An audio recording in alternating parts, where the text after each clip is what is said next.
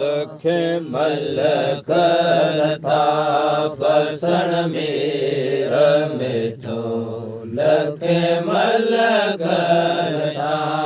परसण मेर मिठो जय जाम अल्लाह जय जनम बेहर गला यो आज को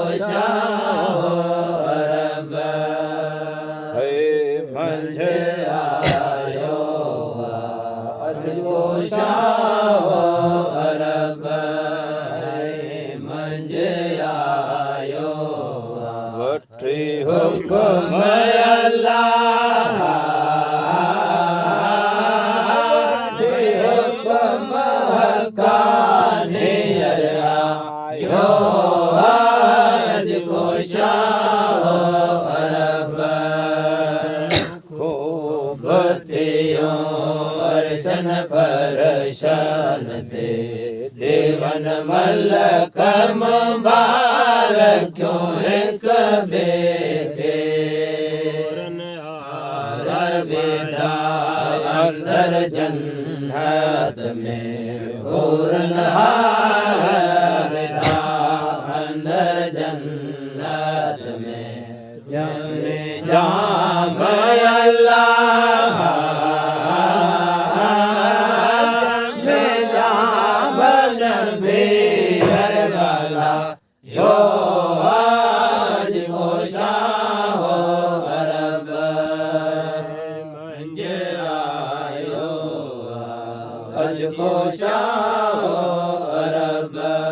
है मंजे आयो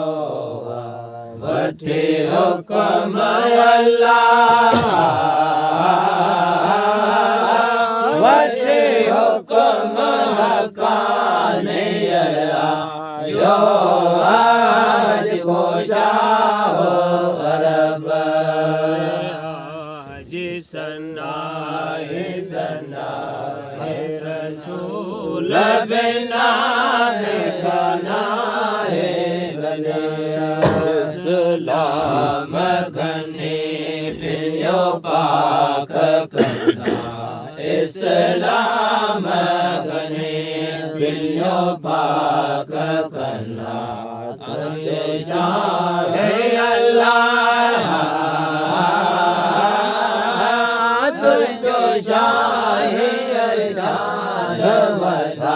यो आज को शाह अरब मंजे आयो आज को शाह अरब मंजे आयो वठी हुक्म अल्लाह वठी हुक्म हकाने यो आज को शाह अरब मीर मुरसल जो नूर अनवर जो मीर मुरसल जो नूर अनवर थियो सारे जग जो थियो सारे जग जो यादार पैदा मादार पैदा शुक्र कर खुदा जो दिलदार पैदा शुक्र कर खुदा जो दिलदार पैदा ओ नबियन सबन जो ओ नबियन सबन जो सरदार पैदा मादार पैदा शुक्र खुदा जो दिलदार पैदा शुक्र कर खुदा जो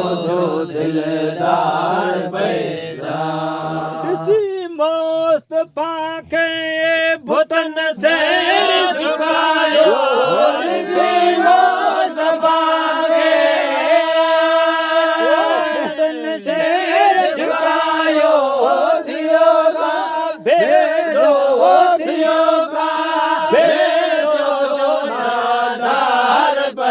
पैदा महादार पैदा शुक्र खुदा जो दिलदार पैदा शुक्र खुदा जो दिलदार पैदा ओ नबी सबन जो नबी सबन नबी सबन नबी सबन जो सरदार पैदा महादार पैदा शुक्र है खुदा जो दिलदार पैदा शुक्र है खुदा जो दिलदार पैदा मेरे बपुर में जब कोई अर्ज ही करे तो मेरे बपुर में जब कोई करे तो साहिल अखिल साहर साहिल अखिल साह मदीने जमनारा मदीने जमनारा शुक्र है खुदा जो दिलदार पैदा शुक्र है खुदा जो दिलदार पैदा ओ नबी सबन जो नबी